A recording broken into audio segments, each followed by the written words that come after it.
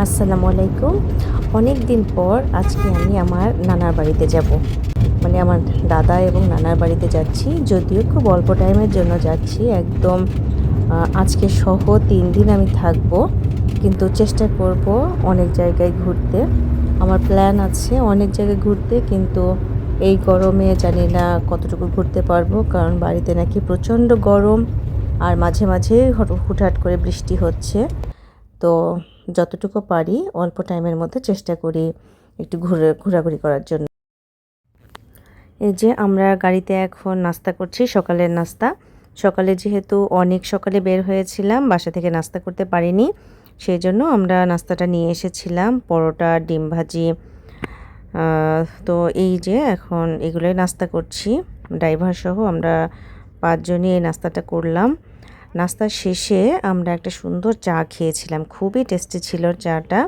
তো যেখানে গাড়িটা গ্যাস নেওয়ার জন্য দাঁড়িয়েছিল সেই জায়গাটাতেই একটা দোকান ছিল, সেই দোকান থেকে চাটা নিয়ে এসেছিলাম। তো চাটা কালো জিরা আর আদা দিয়ে তৈরি। বাইরের জিনিস তো এমনিতেই টেস্টি হয়, আর চাটা আসলেই তখন খুব ভালো লাগছিল। এখানকার দোকানগুলো থেকে আরও আমরা অনেকগুলো চিপস, চকলেট, বিস্কিট, কেক এগুলো নিয়েছিলাম, যেন বাচ্চারা গাড়ির মধ্যে যতটুকু সময় থাকে পুরোটা সময় গাড়িতে এটা খেতে পারি, এবং আমরা যেখানে যাচ্ছি সেই বাসাতেও আমরা নিয়ে যাই, যেন বাচ্চাদের রাতের বেলা যদি ক্ষুধা লাগে তাহলে সেখানে বাচ্চারা খেতে পারে। এই কাজটা আমি সবসময় করি, কারণ একটা নতুন জায়গায় গেলে সব জায়গায় তো বলা যায় না যে আমার ক্ষুধা লেগেছে এখন খাবার খাবে। তো এই বিস্কিট, চানাচুর, কেক এগুলো থাকলে আসলে অনেক সুবিধা হয়। এই কারণে আমি যখনই মানে বাসার বাইরে যাই, একটু লং লং জার্নি করি, তখনই আমি এরকম বিস্কিট, কেক এগুলো সব কিনে নিয়ে যাই। আমরা এখন একটা মিষ্টির দোকানে এসেছি, এখান থেকে আমরা অনেকগুলো মিষ্টি কিনবো। আমরা যেহেতু কয়েকটা আত্মীয়স্বজনের বাড়িতে যাব চিন্তা করেছি, এই কারণে একটু মিষ্টিটা বেশি নিচ্ছি। আর যেহেতু অনেক দিন পর যাচ্ছি সে কারণেও আসলে মিষ্টিটা একটু বেশি নেওয়া, যেন আশেপাশের গ্রাম মানে আশেপাশের বাড়ির মানুষগুলোকে কিছু মিষ্টি দিতে পারি আমরা, যেহেতু অনেক দিন পর যাচ্ছি। তো এই যে আমি অনেকগুলো মিষ্টি কিনেছি।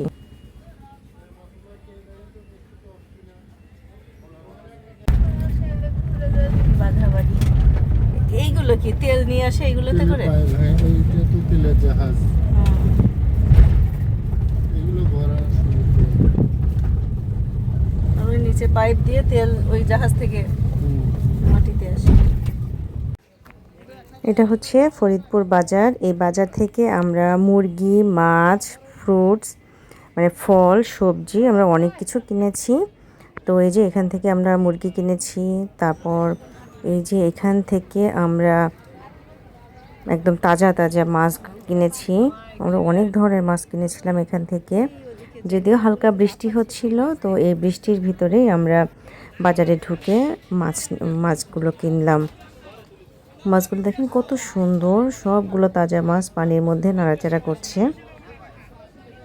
একদম ফ্রেশ পুকুর থেকে নিয়ে আসা বা নদী থেকে নিয়ে আসা যে মাছগুলো, ফ্রেশ মাছ, সেই মাছগুলো এখানে বিক্রি করছে।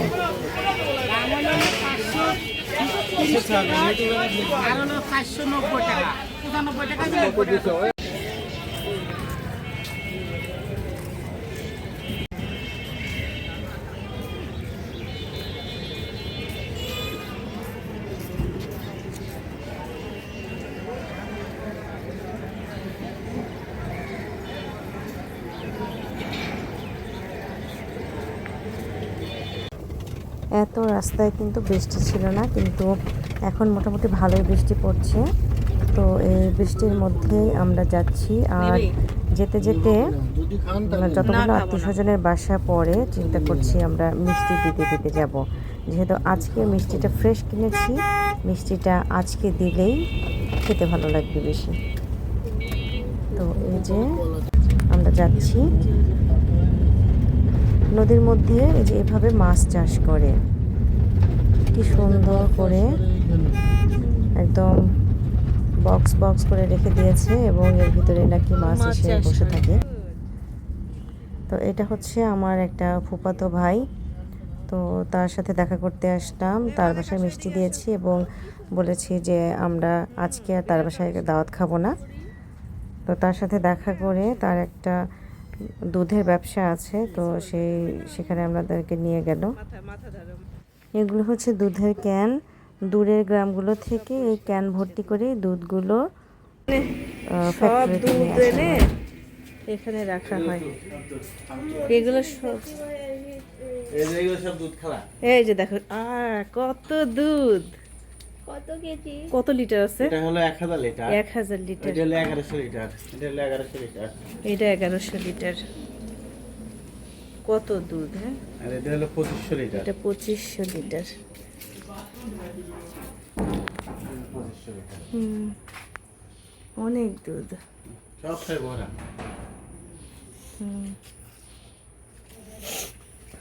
কি করে এখানে? দুধ এখানে প্রিজার্ভ করে, প্রিজার্ভ করে তারপরে মনে হয় এই যে গাড়ি, এই যে আজকে সিলেটে যাবে এক গাড়ি, ঢাকা যাবে এক গাড়ি, বগুড়া যাবে এক গাড়ি, এই সবটাতে দুধ ভরা। এই যে দুধ ভরা কতগুলা, সবটাই ভরা। সব দুধ ভরা। এগুলো সব সকালের দুধ না? বিকাল আর সকালে যাবে। আচ্ছা, এই সব হঠাৎ করে ফোনটা পড়েছে। না না যাবে না। তারপরে এইটা ওই গাড়ির সাথে তুলে হ্যাঁ, এটা চলে ঠান্ডা করা হয়েছে, এখন ওই গাড়িতে দিলে ওই গাড়ির মধ্যে 3 দিন অমনি থাকছে, হুম কোনো সমস্যা হবে না। হুম ঠান্ডা নেক্সট। এটা ঠান্ডা, ওইটা তো একদম বরফ হয়ে গিয়েছে, ওটা ভালো ঠান্ডা, ভালো ঠান্ডা। তাপমাত্রা কত আছে? এই যে তাপমাত্রা এখন আছে আপনার হলো 5.8। ও টেম্পারেচার দেখা যায়? হ্যাঁ, ওই যে সব দেখা যাচ্ছে, ওই যে ও ওদের 0 হয়ে গেছে, হুম হুম 0-2, ওইটা আছে হলো এই যে একটু ঠান্ডা। আচ্ছা,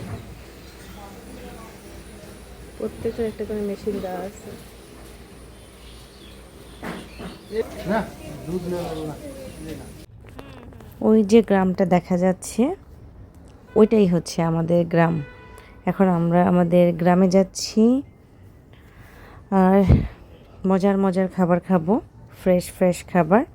তবে কেমন গরম হবে এটা বুঝতেই পারছি, গাড়িতে যেহেতু এসি অতটা বুঝতে পারছি না, গাড়ি থেকে বের হলে বুঝতে পারবো আসলে গরমটা কেমন। হ্যাঁ লাগেজ আনবে সোহেল। দেখি তুই সবজি বাজারও তো করছিস রে।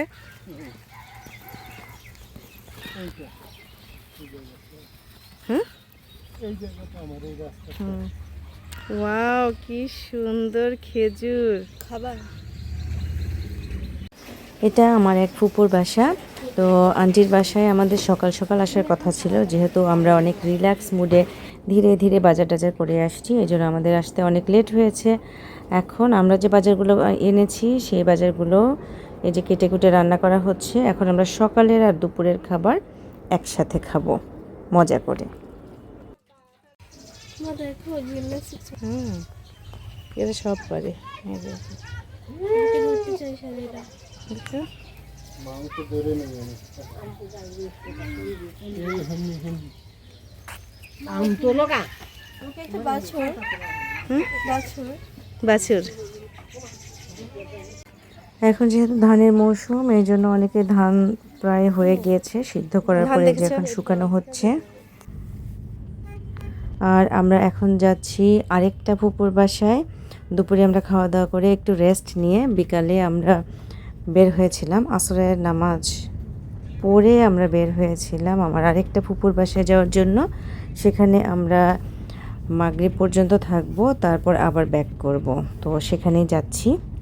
আর এই যে দিগন্ত জোড়া এখন শুধু সবুজ, কারণ এখন ধানের সময়। অনেক ধান পেকে গিয়েছে, অনেক ধান এখনও কাঁচা কাঁচা আছে। তো যেগুলো পেকে গিয়েছে সেগুলো এখন কাটাকাটি করা হবে। আর এই যে আন্টির বাসায় চলে এসেছি, একদম গ্রামের পরিবেশ যেরকম হয় সেটা এই বাসায় আছে। অনেক সুন্দর এখনও আছে, মানে এখনও সেই ধান ভেজানো চারি, কবুতরের খোপ, মুরগির ঘর সব আছে। এটাকে বলা হয় ধান ভিজানোর চারি। এই চারি দিয়ে গরুকে পানি খ্যার কেটে কেটে এগুলো খাওয়ানো হয়, আবার ধানের সময় ধান ভেজানো হয়।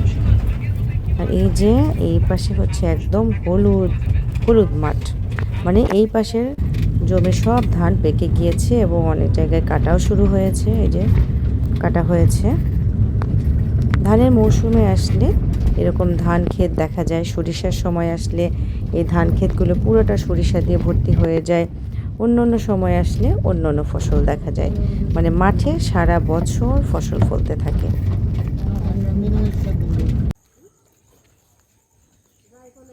নাসিমার বাসায় যাচ্ছে।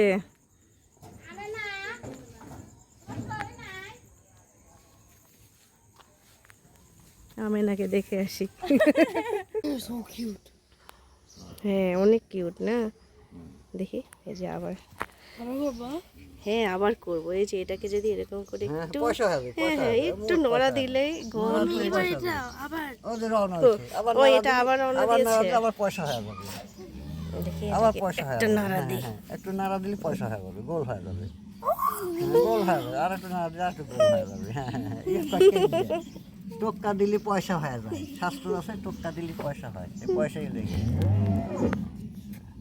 বাচ্চারা একটা মজার জিনিস দেখলা না? জি। ধান কিভাবে সিদ্ধ হয় বাচ্চারা তো কখনো দেখে নাই, এই কারণে দেখাচ্ছি। এই যে দেখো ধান, সাইড থেকে দেখো, দেখছো ভিতরে ধান? এ ধান ভিজায় রাখে, ওই যে চারি দেখলে না, চারির মধ্যে ধান ভিজানো ছিল, তারপর সেটাই এখানে দিয়ে সিদ্ধ হচ্ছে। আর এই যে সিদ্ধর পরে ধানগুলো যাচ্ছে এইখানে, গরম ধান ধোয়া ওঠে। এরপর এগুলোকে শুকানো হবে, তাই না? হ্যাঁ হ্যাঁ, দুটো আমার মেয়ে বড় হয়ে গেছে। আন্টি আমাকে খুঁজতে গেছিলেন।